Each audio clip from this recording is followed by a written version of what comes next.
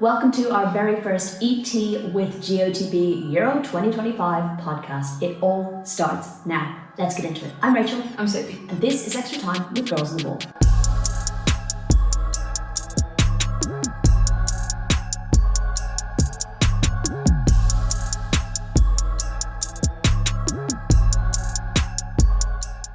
Okay, so it's big. We've got loads happening in the next 5 weeks, and I feel like this is our very first kind of, like we've been doing little bits and pieces, but I feel like this is the first proper thing now. It all starts rolling from now. And we are obviously in Zurich. We came a week early to try and check the place out and get some content and plans done and dusted before the tournament actually starts, because we are planning to do a game a day, see every single team and every single location. So if you don't want to miss any of our content across the next 4 or 5 weeks or so, make sure you are subscribed and make sure you're following us across all of our platforms. We are at GirlsontheBall on everything. We're also trying something a little bit new in this tournament. So we're doing Substack, where we're going to be offering some exclusive content for our subscribers there as well. Kind of expanding maybe what we do with Girls on the Ball and looking to try and continue that into the season as well as we go forward and do more stuff for us. So yeah, this is a nice way to try it, isn't it? It is, yes, definitely. It's a perfect opportunity. Yeah, and if you sign up now, you will get a discount during the Euros as well, giving you 25% off because we're super generous. But yeah, also let us know the kinds of things you'd like to see. We can't guarantee that we can facilitate everything. I think I had someone suggest we go for a coffee with players during the tournament and stuff, and like that kind of stuff is an absolute no-go during the tournament. Anyway, let's crack on with this. Our first Euros preview podcast, we are going to be doing 2. In this one, we're going to do a brief overview of all of the groups. I think trying to do a deep dive into every team on a podcast would probably require quite a few episodes. Yeah. We don't have loads of time. We sadly said goodbye to our bunny last week, so we kind of lost a bit of time there as well. But you know, it was worth it to spend it with him, and it was a pretty difficult week for us as well. So I think doing 2, getting a nice preview of all the groups. I'm going to pose Sophie some questions, as I love to do, and try and throw her off a little bit. Also maybe find out some of the players you're looking forward to seeing playing live. And yeah, we'll then go into a deeper dive into England and Wales in a second episode. So we will touch on them, but we'll do a deeper dive later on in the week for you to view and to hear. So shall we kick off? Sure. Okay. I'm going to give you a little bit of background on each team, and then throw a question to Soph. And then at the end of each group, you're going to tell us who you think is going to come first and second. Okay. And you're going to tell us which player you're looking forward to seeing live. Like I know a lot of media outlets are doing like players to watch, which is great. So go read them. But rather than doing player to watch, there's something different about seeing players live. And you know, you've got different players that you really like to see live. So we're going to pull that out of you. Right, let's start with Group A. You ready? Group A, or as I like to call it, Group A++++, because all of the flags are so similar. You obviously have to have a cross on your flag if you want to be in this group. It's very exclusive. It does remind me of that game. Do you remember when you started with one word and you had to get to another word and you could only change one letter at a time? No. Okay, well maybe our viewers and listeners might remember that. I feel like you could start with like the Switzerland flag and have to get to the Finnish flag and just change one bit at a time and you'd get all 4 flags in this group. Anyway, it is Switzerland, Norway, Iceland and Finland in this group, and of course the host nation in Switzerland. What's crazy about this, and something that probably exists in nearly every group in this Euros, is that Switzerland, Iceland and Norway all played each other in the most recent Nations League. So that must be super tricky to manage. Go off. You know how I feel about this. Go off. I think everyone knows how I feel about this at this point in time, and how much I dislike Nations League as a competition anyway.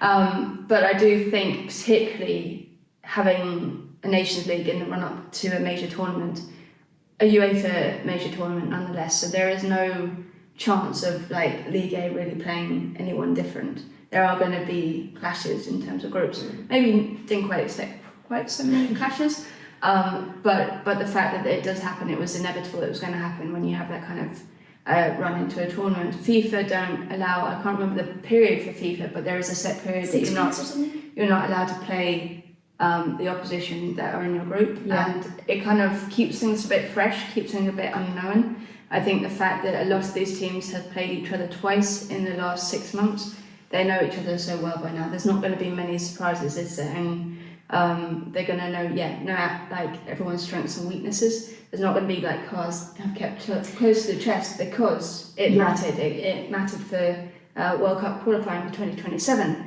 So they had to go all out and try and win it and win games. And I think especially the teams who suffered heavy defeats, you're looking at like Denmark and Sweden, like being beaten by Sweden heavily. Portugal being beaten by Spain heavily, losing to Belgium as well in the last game, quite like shipping through in that game. I think it's just going to mess with the mentality a little bit more than normal, and how do you recover from that? That's going to be the most interesting thing if you've been beaten heavily when you last met them. Yeah, I mean, you don't want to give too much away, but as I say, this determines what groups you're in for World Cup qualifying, so it does matter. But that's the problem with the Nations League. It doesn't allow now for any friendlies, unless you finish like England have done this time around and finish second, where you get a handful of friendlies in the autumn. It doesn't allow for friendlies to be played against different opposition. So you can't try things out. There is a pressure to do well every single time. Not that you don't want to do well every single time, but you know what the pressure is, even more emphasis to win. And it's important, and it just gives teams very little and managers very little leeway in terms of bringing through younger players, trying new tactics, all of this kind of stuff. Okay, you done? Off your soapbox? Yes. Okay, let's look at Switzerland. Of course, the hosts, they are 23rd in the world, coached by the legend that is Pia Sundhage and captained by Arsenal's Lia Balti. Probably the best group for them to get if they want to get out of it. That's by no means saying it's going to be easy. In fact, it's probably the trickiest to call, but I'd like to think that probably gives them the best chance, which is kind of what we want. We want the hosts to go as far as they can. They've not had the best preparation, losing talisman Ramona Bachmann to an ACL injury just weeks ago. They also lost midfielder Lara Marti in May to an ACL injury as well. They're winless in 8 games, last winning in October 2024, and were relegated from Ligue A in the Nations League. So maybe not the kind of headspace you necessarily want to be in going into a home tournament. They will be hoping for that home crowd advantage, and that will give them an extra edge. Sophie, the last 2 Euros have been won by the hosts. For reference, those 2 Euros are the only ones that Switzerland have been in, and they didn't get out of their groups. Is getting out of the group, do you think, considered a success for Switzerland? Yes, I don't think they can expect for much more than that. That's not being harsh. I think just going on their run of form at the moment, to get out of the group would be considered a success. I think the tournament would always benefit from them getting out of the group as well. We've been to so many tournaments where if the home nation can have a good run, whether it be winning it, like the Netherlands or England, or like Australia in 2023, you get that hype around the team, you get the hype around the tournament as well. It's not just about,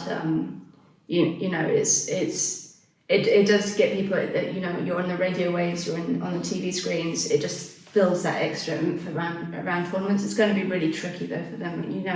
They have some pretty exciting youngsters. You've got Chantilly of Barcelona. She's very, very got a huge potential, as does Iman Benny, who just signed for Manchester City. But then you're also looking at like the older guard, and they haven't been blessed with the best fitness this year. You're looking at like Lia Balti, who I think trained for the first time a couple of days ago, had 2 heavily strapped knees. They're saying that she might get 45 minutes in a friendly, but that's not kind of ideal in terms of preparation for a tournament.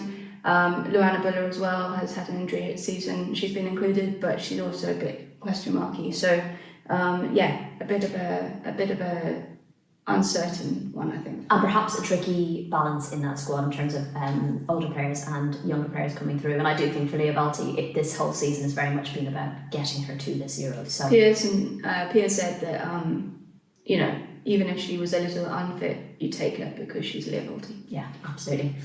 Moving on to Norway, 16th in the world and 2-time Euros winners back in 87 and 93. A team I always consider incredibly stacked, with the likes of captain Ada Hegerberg, Caroline Graham-Hansen, Guro Reitman, Céline Bizet, Frida Monum, Elizabeth Turland, to name just a few, and coached of course by familiar face Gemma Granger. They've arguably underperformed at major tournaments in the last 10 years or so. With Granger in charge, however, they'll be hoping for improvement in this tournament. They won 2, drew 2 and lost 2 in their recent Nations League campaign, and only managed a paltry 4 goals, which is a bit of a surprise given how attacking heavy this squad is in terms of talent, and arguably it's their defence we're all a little bit concerned about. particularly with GirlsontheBall having to pull out of the squad as well. So to be, lacking a little bit in front of goal isn't ideal, I guess, coming into this tournament. But is Granger the answer for Norway? Does she look like a coach who started to fit the jigsaw of talent together? Probably not yet, but I do know that from her Wales time, she was very, very highly respected by the Welsh players. They really bought into her ideas and the way that she wanted to change them into a more possession-based football team. That is kind of her ideal, is to have kind of control the ball and be more attacking. I think, it remains to be seen what happens with Norway. They are, as you said, always stacked with talent and never quite realise that talent when it comes to major tournaments. And I think when you look back to like Euro 2022, that 8-0 loss to England was a huge disappointment for the players that they had in that squad. So they should get out of this group, but it is a worry about how they can be consistent at this level and really realise that potential on the global stage. Next up is 14th in the world, Iceland, coached by Þorsteinn Halldórsson and captained by Gladys Perla Vigusdóttir. Not to be underestimated, Iceland. They qualified as runners-up in their League A group, which also had Germany, Austria and Poland in it. They beat Germany 3-0 actually in that qualifying stage.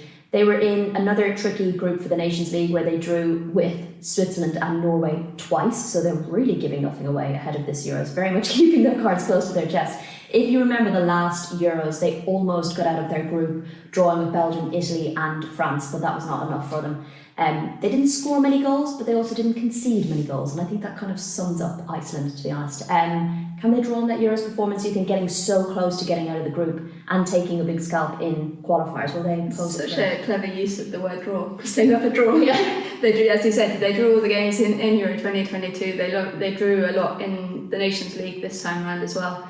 I think they're very they're very compact. They don't concede all too many goals. They're quite hard to break down. They play quite direct football. They do have in Svandís Jónsdóttir a really, really exciting talent to kind of provide impetus on the attack on the wing. But it's always that scoring goals can be a problem as well. But I think they will feel confident that they've done enough this year that they can get some interesting results over the line, especially in this group where things are a bit open. And especially given they've taken points off two teams in this group in the Nations League qualifiers. I guess they're the type of team you can't sleep on as an opposition. They could pull something out and they can be difficult to break down. Finally, in this group, the Finland, the one team we didn't get to see in Euro 2022, but we will be catching their game against Norway this time round. Ranked 26th in the world, they are coached by Marco Salaranta and captained by Tinja Riikka Korpela, familiar face. They qualified for this tournament through playoff matches after finishing bottom of their League A group, and preparations-wise, they finished second in their Nations League League B group with 3 wins and 2 draws. They didn't get out of their group in 2022. They didn't even get a win, but it was a tough one with Spain, Germany and Denmark. So what does success look like for Finland? They'll want to at least get a win on the board this time and threaten for that second spot. Yeah, I think that's key. I think they have some exciting players and to watch, and for some familiar faces, certainly for WSL fans. You've got like Olga Artonen, Jutta Rantler, Una Sarin, brilliant name, Evelina Suman as well at the heart of midfield. They are, I think it's a bit unknown what they can do in this tournament. As you say, they've had a really good League B. They've got confidence from that, I think, from that campaign as well. Only suffered 1 loss in the last 6 months, not 12 months. So I think they can take some comfort from that they've got some form under their belt. But this is a different level of opposition, that's for sure. And while they're organised and they're hard to break down at times, I don't think they have enough attacking threat to get them over the line. Agreed. Okay, so who is topping the group? Norway. And coming second? Ooh, this is hard because I want to go. Do I go head or do I go heart? Go heart. We love a bit of heart. Well, my head will go Iceland. And the heart? And my heart would go Switzerland, just because I know how much getting through in a major tournament, the knockout stages, does for a tournament. Yeah, okay. And one player you're most looking forward to watching live from this group? This is tricky. But I'm going to go with Jutta Rantler because we've been deprived of watching her all season. She's obviously been injured at Leicester City all season, so it is a bit of a question mark with her and what she can do and how fit she is. But I do think when she is at her best, she's one of the most exciting attacking talents. So Finland could definitely use her. Yes. Okay, Group B. In Group B, we have got Spain, Portugal, Belgium and Italy. Of course, the first three faced each other in the Nations League this year. Such an odd occurrence. It may have helped stop massive scorelines, mostly, but God, it's made for some repetitive fixtures. I'm sure Portugal and Belgium would like to forget their 7-1 and 5-1 drubbings at the hand of Spain. Speaking of, the current world champions, Spain, ranked second in the world, coached by Montse Tomé and captained by Irene Paredes. A pretty good 2025 for Spain thus far. 5 wins and that 1 loss to England. They were winners of their League A group when qualifying, winning the inaugural Nations League in 2024. Will they make it a clean sweep and pick up their first Euros? You may remember that dramatic extra time loss at the last Euros at the hands of England, but they are certainly the favourites on everyone's lips going into this tournament. Absolutely stacked with talent, Ballon d'Or winners, the likes of Bonmati, Mateus, Patry, Pina, the list goes on. Sophie, Spain. They definitely are the favourites in this one, and they've come on even more since Euro 2022, if that's even possible. Are they right up there? Yeah, they are. I mean, they're rightly cool favourites, I think, when you are world champions, Nations League champions, and you have the kind of form that they have had this year. Yes, they lost to England narrowly in February, but they've been pretty much on top of their game since. I do think there are weaknesses there that maybe aren't always apparent because they do suffocate teams with the possession-based football. Or they get the win. You have to be prepared to be without the ball with them, and if you can prepare to do that, if you can force them into wide areas, if you can hit them with some direct attackers, they do struggle with that. But yeah, I mean, they are supremely good at what they do, and when they're in flow, as maybe like the second half against England showed, they can really undo you as a team, and they're quite terrifying. Yeah, absolutely. Next up, Portugal, ranked 22nd in the world, coached by Francisco Neto and captained by Dolores Silva. There's been some quick growth in Portugal, I think, and they've posed many a top nation a headache at times. This is their 3rd Euros qualification in a row, and they also qualified for the 2023 World Cup for the first time. You may remember that Euros qualification was at the expense of Russia, who were banned from playing, expelled from the tournament. So they had very little preparation time for the last Euros. They could not be more prepared for this Euros, because not only do they have the full qualifying and actual qualification and know they qualified, they played 3 of the bloody teams already in the Nations League. So I'd like to think that's given them far more preparation than the last Euros. Always tricky, but an inconsistent prospect. What can they do in this group? Well, they've had far more preparation. It's not necessarily been great preparation. No, I didn't say it was great. I just said that at least they had some. At least they knew where they were going and that they had a tournament coming up. I mean, yeah, I think shipping 7 to Spain, 6 to England and 3 to Belgium in the last 3 games. Okay, you just probably put a pin in my Portugal. Is hard. It's tough. I do think they have stability in terms of the coaching. Francisco Neto has been there. I think he's one of the longest term coaches in Europe, in national team. He's been there, I think, 11 years at this point.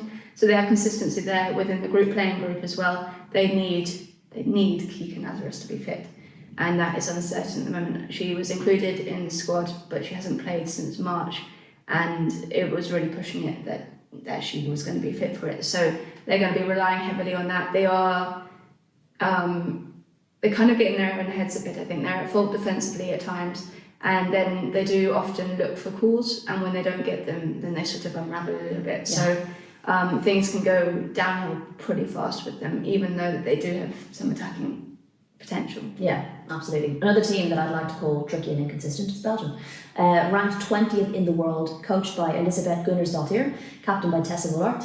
Their prep for this tournament is a bit of a mixed bag as well. They beat Portugal and England once in the Nations League group, and I think despite losing to Spain, at least they know they can score goals against them, as they did. So that, I think, is important mentally going into this group. They made it to the knockout stages of Euro 2022, where they were beaten by Sweden through an injury time goal, which I remember very well because it was the heat finally broke and we had an absolute deluge of rain. And I got absolutely drenched. That's my standout memory. In Lee's Village. In Lee's Village, it's the best place. They missed out on Euro 2023. As I said, they can be pretty inconsistent. World Cup 2023.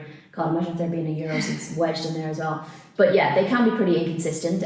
They'll probably want to draw on that Euro 2022 performance and hope again that goalkeeper Nikki Everard can have another standout tournament. I remember that tournament being like, she really kind of made a mark, didn't she? And we learned all about her Bouncy Castle company. Yes, we did. Belgium, that's what I was going to say. Inconsistent at times. Another team a bit like Portugal who can cause a bit of a headache on their day. But I think these are the kind of teams that make it difficult to predict second place. Yeah, I think Belgium actually really thrive against opposition that they're not meant to beat. They like to sit back and they know that they can hit you on the transition. Yes. And I think that showed in the game against England.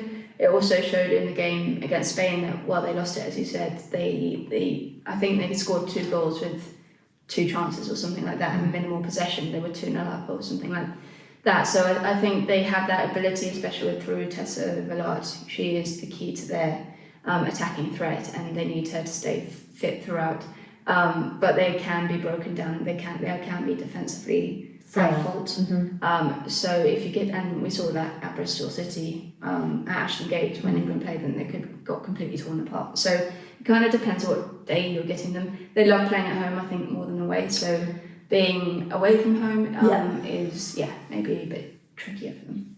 Finally, in Group B is Italy, ranked 13th in the world, coached by Andre Soncin and captained by Elena Linari. They've had a pretty decent last 12 months or so after failing to qualify for the World Cup. And they came last in Euro 2022, picking up just 1 point. They went and beat Spain, Germany and drew with the Netherlands and Norway in the latter parts of 2024. They drew with Sweden, beating Denmark and beating Wales in their Nations League campaign. It's just gone, and they impressively finished second in their group in League A. I always feel like we expect something from Italy, a tricky customer, and yet fail to deliver at times in recent Euros. But for you, they're your dark horse. Yeah, they are. I think, especially with a lot of stuff that's been going on around Europe. So while we talk about Spain being favourites and stuff, I don't think there's really any team around Europe that's stamped their mark on like being truly favourites for this competition. I think it could be a handful of 4 or 5 teams. So I think Italy are lurking in the background, kind of untroubled by controversy that we've seen maybe, or like not just controversy, but like just disruption. So like the disruption that we've seen recently with England, maybe with the 3 players. There's some stuff going on in Germany that while they've got good results recently, the coach hasn't necessarily impressed every single player. France, getting rid of Renard and Sommer weeks before the tournament. I think they've just like quietly gone in the background doing their thing. Drinking coffee, eating gelato and looking super smart in their suits. But they have so much experience in their ranks as well. Like Girelli, Bonacea, they've got like their centurions of the country, that's their front line. And they've got attacking power, they're good in the midfield area, I think, as well. And they're pretty well organised. So I wouldn't be surprised if they cause a bit of an upset at times. Well, who is topping this group then? So I'm going to go Spain, obviously. And coming second? I'm going to go Italy. If they're my dark horse, I can't not to. Okay, who is one player you're most looking forward to watching live in this group? Okay, I'm going to go for an obvious one here because I just love her, Claudia Pina. I think she is just superb, and this is her time to show what she's about on kind of the global major tournament stage. She obviously didn't make herself available for the World Cup in 2023. She was part of that last 15, and she and stuck to her guns around that. Super impressive for a young player. Yeah, she was 20 at the time. So I think she's had a great season at Barcelona, top Champions League scorer, goal scorer, and then we can see what she can do for Spain as well, and what she did against England. So super, super talented. Okay, right, let's move on to Group C, or as I might call it, the Group of Death 1. Germany, Sweden, Denmark and Poland. Yet again, a couple of these teams faced each other in the Nations League. I think Sweden and Denmark will be sick of each other at this stage. Sweden ranked 6th in the world, coached by Peter Gerhardsson and captained by Kosovar Asllani. They won the tournament back in 1984 and since have always been the bridesmaids and never the bride, it feels, in major tournaments. They came second in the World Cup in 2003. They got a bronze medal 4 times, most recently in 2023. They got a silver twice in 2016 and the 2020 Olympics, and were runners-up in the Euros 3 times, getting to 5 semi-finals. Plenty of talent within the squad from back to front.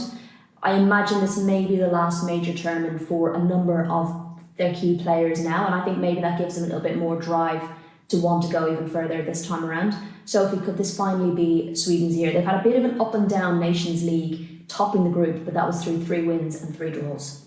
Yeah, I think Sweden are always a bit of a conundrum because they're always there, and I wouldn't put it past them to get to a semi-final again. Certainly, Peter Gerhardsson knows how to get them there. They're very, very, very experienced, and that can serve you in good ways and bad ways. It can be you're a bit older than you should be, or it could be you've got the new to get through, nous rather, to get through the tournament. So I think, it's going to be interesting to see how they shape up. They're not brilliant in attack. Yes, I know they scored 6 goals against Denmark, but that can be their struggle. And I do think Stina Blackstenius is a bit up and down in terms of the form. She scored a hat-trick against Denmark, but then she can, miss sitters or not stay onside. Maybe all she needed was to score the goal in the Champions League final. Maybe that's sparked. Maybe that she will be the Golden Boot winner this tournament and will win the thing. But yes. Sorry, can we just, if that happens, we're going to clip that up and it'll look amazing. I do think they do have some fun youngsters, exciting youngsters coming through. I mean, we all know about Hannah Benson, who had some time at Everton. She's still pretty young. Hannah Lundqvist as well in defence, and then Ellen Vangerheim at Hammarby has been brilliant, a brilliant young potential coming through. So exciting, but I do think there should have been a bit more recycling of the talent as well. Yeah, I know what you mean. Okay, next up, Germany, currently ranked 3rd in the world, coached by Christian Wuck and captained by Julia Gwynn. They are the record holders, winning the Euros 8 times. I couldn't get that out because it was quite so ridiculous. And of course, they were in that dramatic final against England in Wembley last time out. They recorded 5 wins and 1 draw in their recent Nations League campaign. They topped their Euros qualifying group, but they did have that rogue 3-0 loss to Iceland. As I mentioned, they did reach the final of the last Euros, but were very surprisingly knocked out in the group stages in the World Cup. So they'll be really keen to get back to getting far in major tournaments. I think they're definitely up there as a favourite, even if there have been some rumblings of discontent. They went through a difficult couple of years of dealing with managerial issues, etc. Have Germany settled now, just at the right time to pose a serious threat? Settled-ish. I mean, there have been murmurings in recent months about the manager as well, and Felicitas Roche isn't there, and she made it pretty clear that she was very unhappy that she'd been told via social. She found out via social media that she was left out of the camp last time out or something. So there are rumblings that things aren't happy. But then you look at their results and you can't deny that they're in a pretty scary form at the moment this year. They've scored I think it was 24 goals in their last 5 games, which is ridiculous. They've got lots of attacking talent. They are creatively brilliant. I think not having Lena Oberdorf recover from an ACL is a blow. But then when you look at Alexandra Popp retiring and Leo Schuller's just taken up the mantle just like that pretty easily. So pretty exciting players, I think, and they will cause defences headaches. Absolutely. All right, moving on to Denmark, 12th in the world, coached by Andre Jägerts, first and last tournament under him, which is kind of weird, and they are captained by the formidable Pernille Harder. They were runners-up in the 2017 Euros, eventually losing to host the Netherlands 4-2. That was such a good final. I think Denmark are often a team who maybe punch above their weight a little bit, can cause some problems, but this is a very tough group, and I feel for them because I'm pretty sure they had Spain and Germany in the Euros in 2022, so again having a really tough group. As I mentioned, they already faced Sweden in their recent Nations League group stages, and their final meeting ended in a 6-1 hammering. They finished 3rd in that group, but had a much more successful qualifying experience for the Euros. I think they've some experienced heads in the team as well as some exciting young talent. Can Denmark pose problems to the others in the group? They can, if they can get Pernille Harder in the game. Everything is built around her. Understandably, she is their centrepiece. But if opponents manage to mark her out of the game, then they have a bit more trouble, I think, finding attacking alternatives. So they have talent in the group, don't get me wrong. They have good players. They've got, I think a boost that Karen Holmgaard has been declared fit, ready for the tournament. That was a bit in doubt. But they also can get caught on the transition as well. Defensively, they can sit a bit high, I think. So, they're a mixed bag.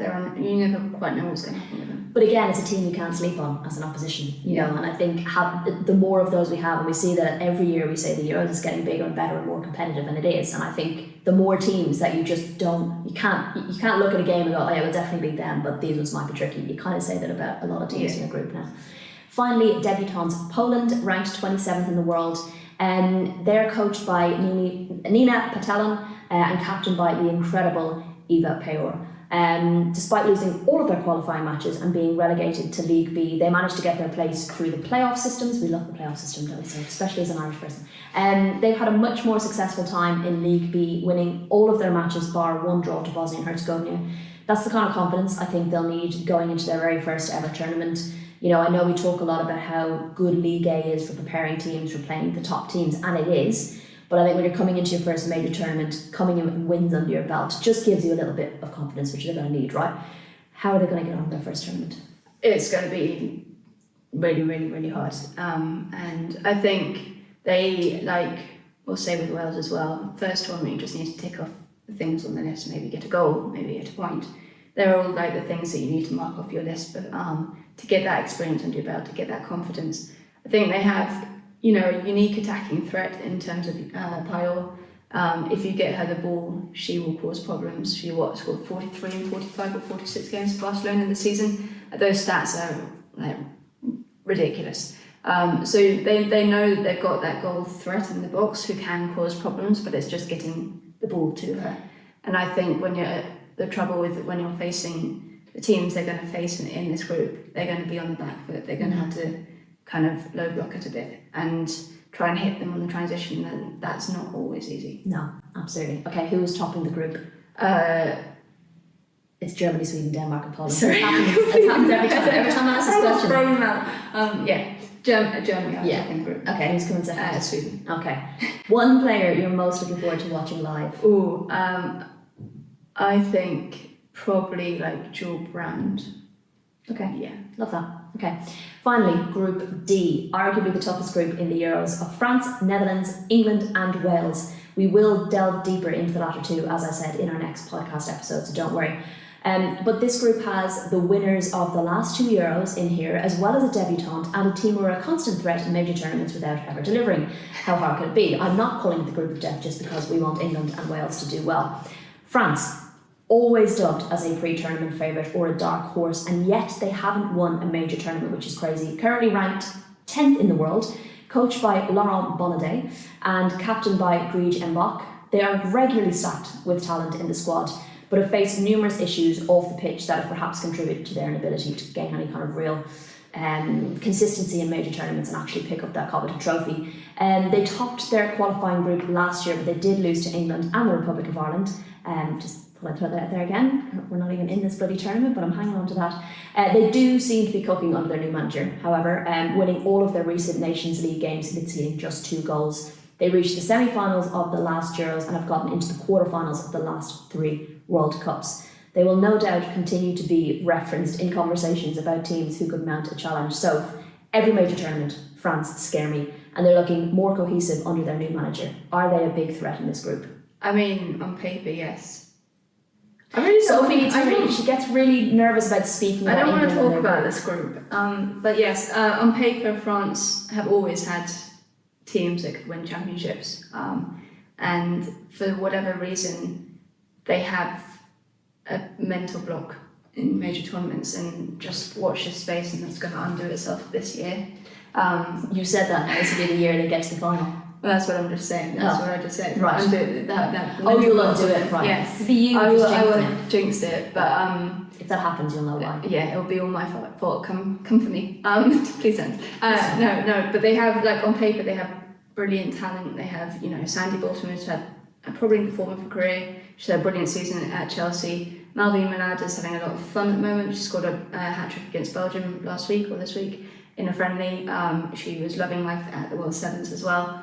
I think it's I think there's so much potential there. You've got Kelly Gargo going to her first major tournament after a good end to the season with Everton, catching the eye. But then there has been trouble as well.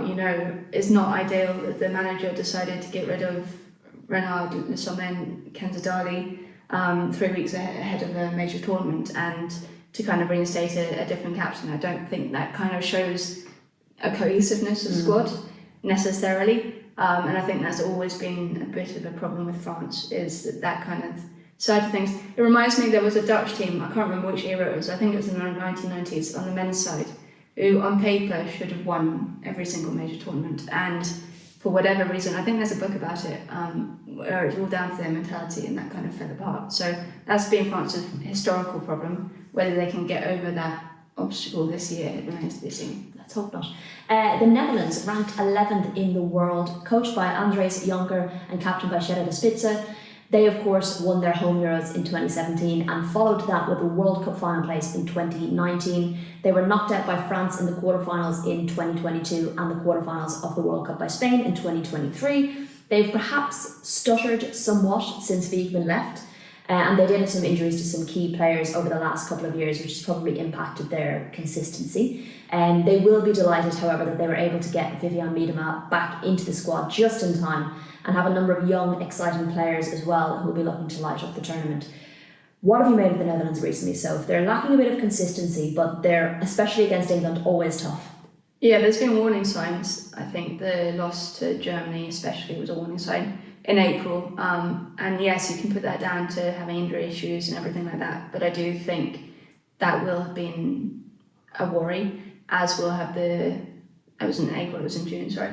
As was the subsequent draw to Scotland. Mm-hmm. I think, the fact that Lineth Berenstein, I think she's really stepped up and she's an exciting player. She got the Golden Boot for in the Frauen Bundesliga this season with Wolfsburg. Scoring ridiculous amounts of goals. I think she's really stepped up also for the Netherlands in kind of taking that role that Viv Miedema had. Mm-hmm. But now Miedema's back, and it's interesting to see how that's going to work. If Miedema is even fit enough to complete the whole tournament, it's really unsure at the moment. I think that's the problem. That's the kind of, because the Dutch success is built around Miedema. Well, you take a one-legged Miedema, wouldn't you? Yeah, you would. She changes that team, and I think that those injury issues are just a bit of a yellow flag, orangey, amber flag. Yeah. Okay, I'll take that. Reigning champions England ranked 5th in the world, coached by Serena Wiegman and captained by Leah Williamson. After winning their home Euros in 2022, England followed that up with a World Cup final appearance in 2023, very much the Wiegman blueprint. Injuries to key players over the last couple of years has made it difficult for them to sustain the heights that they achieved in the first 12 months under Wiegman. They managed to get the likes of Alex Greenwood, Lauren Hemp and Georgia Stanway back fit in time for the tournament, but they will be missing the experience of Mary Earps, Millie Bright and Fran Kirby in the squad. With a bit of a blip in form since their World Cup final, many will be hoping that England do what they do best, and that is turn up at major tournaments, but it's a bloody hard group to get out of. Soph, I know you don't want to jinx things, but for England, the reigning champions, the main question that has been going around is, can they do it again? On paper? Yes. That's all you're going to give me? On paper, they can do it again. Please. They've got I know you don't want to. I do think people always interrogate the squad way too much, because I think when you look at it, they've got world-class players, and you've got someone like Alessia Russo, who's in the form of her career. You've got Aggie Beaver-Jones sitting behind her, who's also in the form of her career, waiting to be the next up-and-comer. You've got, you've got a pretty stacked bench as well, depending on who starts. You've got Lauren James back fit, which is absolutely crucial. She will light up a tournament if she's given a chance.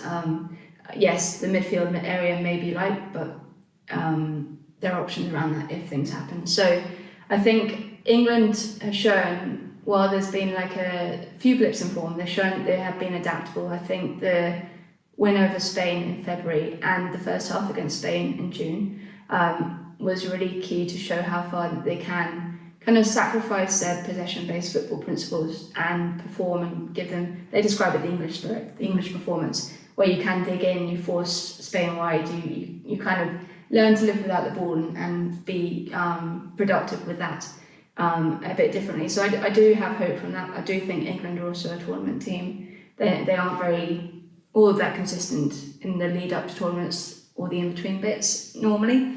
I know the Serena Wiegman first bit was an exception, but there have always been a few blips and bumps along the way, and when you look at their record in the last 5 major tournaments or whatever, it's pretty damn good. So I do think they turn it on, and I know that group will be hungry as well. You've got players in the prime of their career. Absolutely. Well, fingers crossed. And last, but most certainly not least, Wales, ranked 30th in the world. They are coached by Rhian Wilkinson and captained by O'Hara James. They are, of course, making their debut in a major tournament. Finally, after getting close on a number of occasions. being handed one of the toughest groups, if not the toughest group I don't think will face them. They're well prepared, having played in League A in the recent Nations League, and despite coming bottom of the table, they managed to draw twice with Sweden, and they weren't far off in a number of the games in there as well. With a number of key players in the twilight of their careers, the likes of Jessica Schlupp, the likes of Sophie Ingle, who amazingly made the squad, they will be desperate to do something special for them and their fans. Wales finally make their debut, so what does success look like for them? I think, like I said, with Poland, it's ticking off those like the first walkout, the first goal, the first draw, the first maybe win if they can manage that. But it's all getting that under their belt and making history in their own way. They have a really, really tough task ahead of them. I do think while there are bright sparks in the Nations League A and they didn't get overly beaten, I think that 4-1 defeat by Italy as the last game was a real blow. And Rhian Wilkinson, it probably put their feet back on the ground a bit. Rhian Wilkinson described it as a punch in the face. I think it was just not the thing that you wanted in the weeks leading up to a major tournament. I do worry about their creativity. Yes, Hannah Kane has been a source of goals from them recently, but she's not that out-and-out goal scorer, the likes of what Poland have, right? They don't have a Pajor, so they do have opportunities on the break, but they don't have, that creative outlet that you can bet on will put the ball in the back of the net. And it just depends how they set up, whether they, go and be defensively solid and maybe put a low block up and try and hit you on the counter-attack. That can work, but I do just fear for their defence when they do get hit the other way. Okay, who is topping the group? I know this is a tough one for you. Will France and England get out, do you think? Will they be the two teams getting out, or will the Netherlands? I'm going to go France to top the group and England to come second. Okay. You see what I did there? I see what you did there, reverse psychology. Who is one player you're most looking forward to watching live? I'm not going to go England or Wales because I know we're going to do a preview on England and Wales. I think Sandy Baltimore. I've loved watching her this season. I was going to say, haven't seen enough of her. Haven't seen enough of her. No, but I think also because she plays high for France. Yeah. I think that's where she's best. I know she's had to fill in for neutrals most of the season, so I think she will be a really exciting attacking outlet. Okay, that's it. That's our main Euros rundown. That felt like a meaty episode. Do let us know your predictions. Who do you think is getting out of the groups? Who do you think is going to be the dark horse and will cause a surprise? Who's winning it, obviously. We'll be back again later in the week, maybe on Monday, with our second part of our Euros, where we're going to delve deeper into England and to Wales and hear from some familiar voices as well. So make sure you join us for that. We look forward to seeing you then.